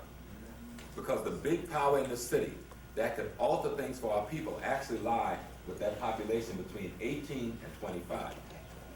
If that population could understand that they could alter the terrain, but it means we gotta do some studying and gain some information on some of these people in office and how the system works. Thank you. You know, I love Spike Lee, but that ain't got nothing to do with me gonna criticize him for making a bad movie. You know, I didn't like the other movie with the pizza shop. I thought there was too much stereotype. I didn't like the first movie because I thought it was an exploitation of black women. That's right. All right. Yeah. And so I criticized those movies as well. You know, because but I don't criticize the cat's skill. The cat's good, but that's not the point. The dude that made Birth of a Nation was good. I don't think they've come any better. Okay, but it's a movie about the Ku Klux Klan saving America. You know? But my point is, I criticize the substance of what was produced because those images impact on people. Whether we like it or not, you have a conscious and a subconscious self. And even the most conscious of us have to struggle with what impacts on the subconscious. What time is it? Let me come to this young man who had his hand up and his sister in the back. Well, he done forgot his question. No, back to way back. I mean, I have a couple of comments, but way back to what this sister said. I think the main reason why we can't put out what we want to put out is, like you said, the people at the top are not our people. And then when we do have people at the top, those people don't own their own minds, so they don't know, they're putting out what the system wants them to put out. Back to Dinkins. No, okay, hold on right there. But I agree with you. But then we cannot accept it just because that happens, because what we're doing, we're losing But too hold many on, people. let me finish. You have me waiting a long time.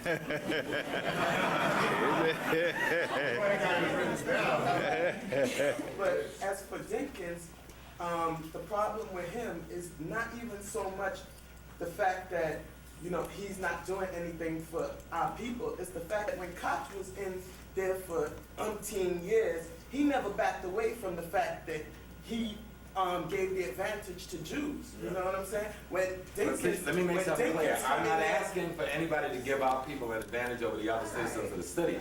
I'm asking simply to give our people the consideration they deserve, which is a whole different ballgame. No, but when any topic comes up where there's a clash between the black community and any other community, Dinkins separates himself from our community and,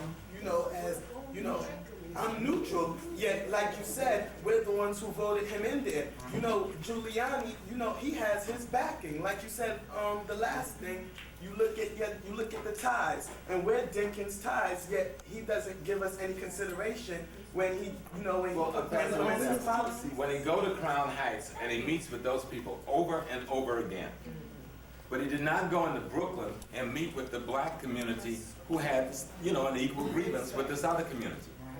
And that was his political error. Here you got two communities having grievance, but you only go to one community to find out what their grievance is. And then you look at the other community because the white man didn't make Sonny Carson the leader, or Viola Plummer the leader, or Al Sharpton the leader, then you're not leaders of our community. That's ridiculous. But that's what he keeps doing. Nobody should be determining who's the leader in this community except the people who they come out of. You know, and whether they like it or not, the Sonny Carsons and the Violas and the others, they will be the leaders in our community until our community say differently. That's right.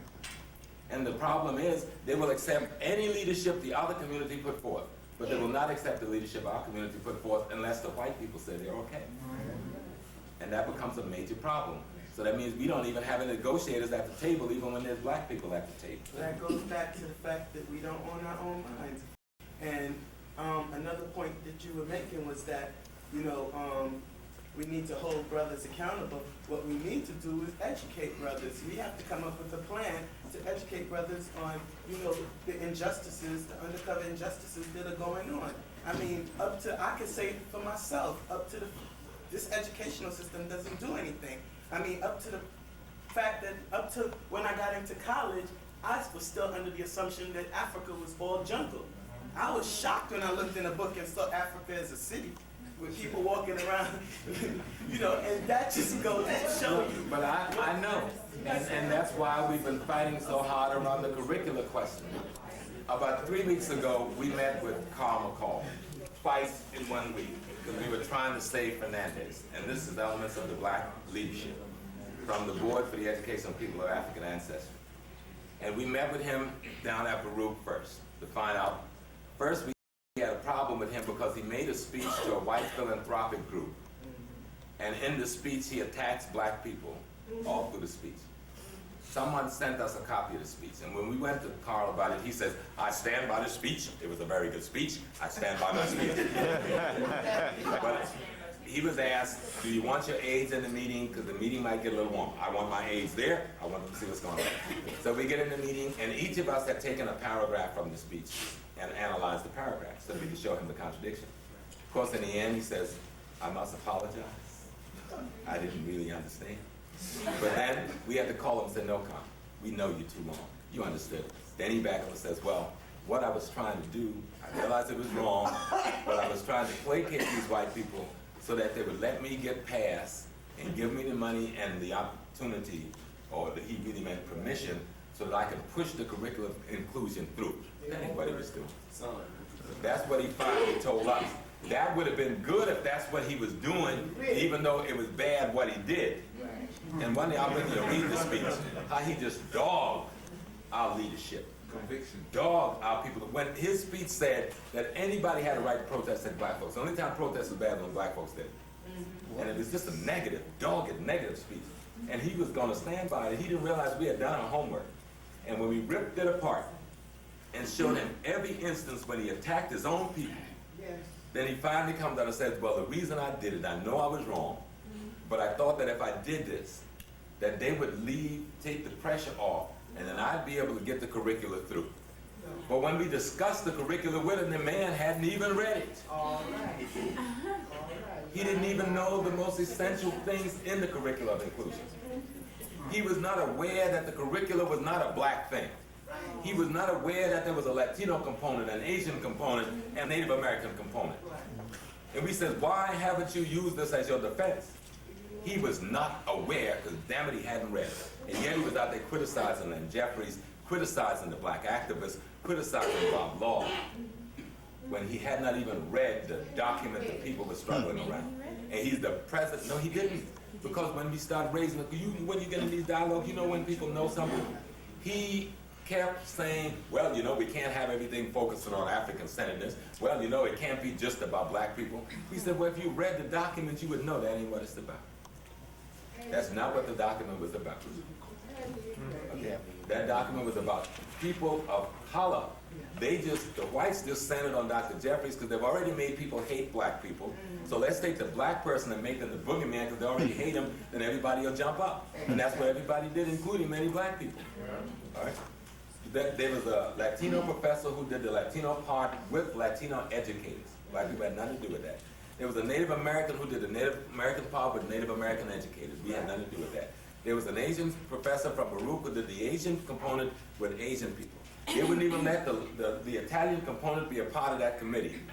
Cuomo's wife headed up the Italian component, which they did separately. Didn't have even mention there was an Italian part of the curriculum inclusion because they wanted to make us the boogeyman because they didn't want the black part in there.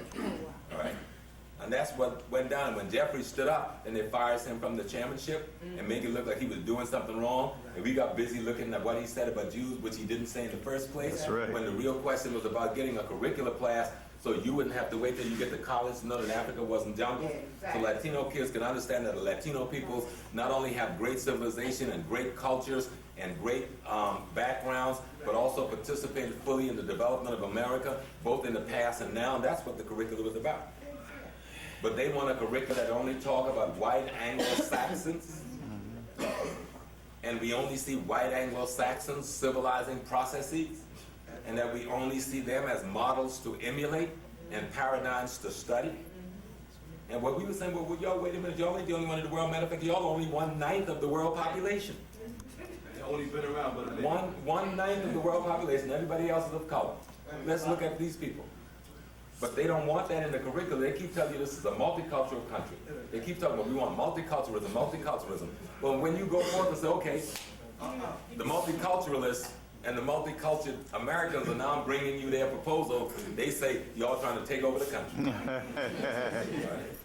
And so that kind of business keep happening because it is a shame. But I understand because you're not alone, son. Anybody in here have ever watched, I said when I opened this castle, ever watched television and saw a picture of an African urban setting? They don't show African urban settings on American TV. And we've never thought about why anytime we talk about Africa, you see a village in the rural area with thatch huts, which is good for, mud huts in those rural areas. They're the proper building product.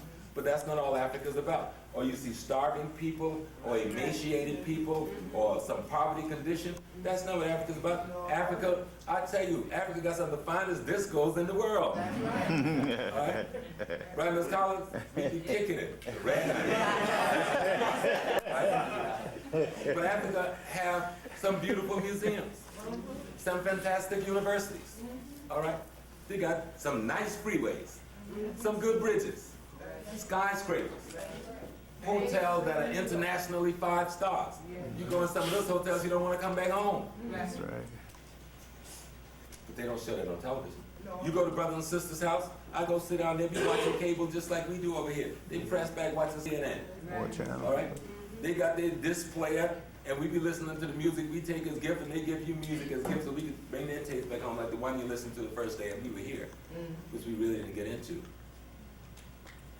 These people send their children to school with the same aspirations you have, trying to get them the best education possible.